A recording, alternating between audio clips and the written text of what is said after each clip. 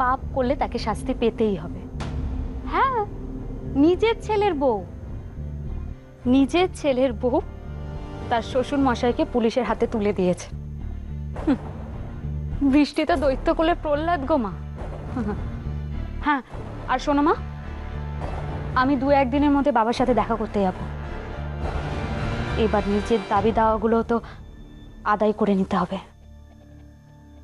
হ্যাঁ। কি? না না, তোমার জামাইয়ের দ্বারা ওসব কিছু হবে না।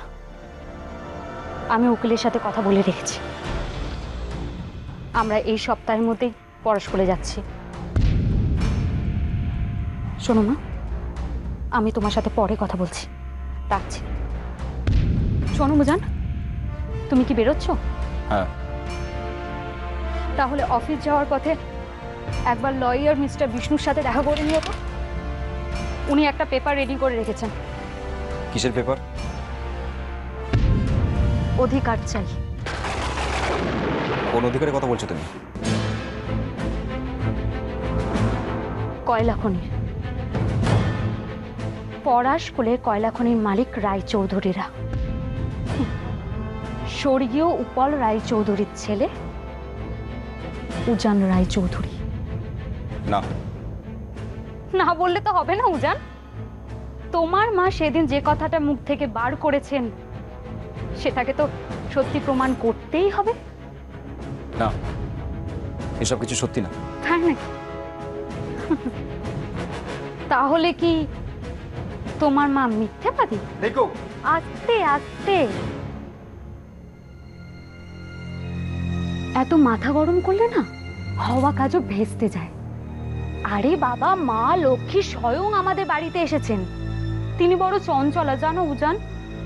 তাকে যদি ধরে না রাখতে পারো না, তিনি হাতছাড়া হয়ে যাবেন।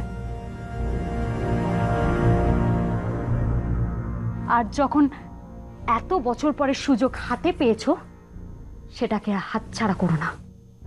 নিজের দাবি নিয়ে, নিজের অধিকার নিয়ে ওই বাড়িতে যাও। তাহলে দেখবে মুখার্জিরা আর মাথা তুলে দাঁড়াতে পারছে না।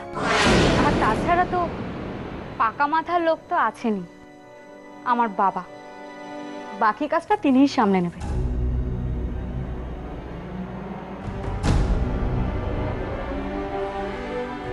কি হলো, ওভাবে কি দেখছো?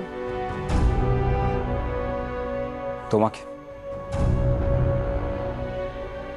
বাবা, তাহলে উজান বাবুর এতদিনে বইয়ের দিকে নজর পড়লো। তোমার মতো ধুরন্ধর মেয়ে আমি খুব কম দেখেছি। তোমার এত লোভ। বেশ করেছি, লোভ করেছি। আমার জিনিসে আমি লোভ করেছি উজান। কোনটা তোমার নিজের জিনিস রিঙ্কু? আমি এই চৌধুরী বাড়ির বউ। এই বাড়ির প্রাপ্য জিনিস ফিরিয়ে আনার দায়িত্ব আমার উজান।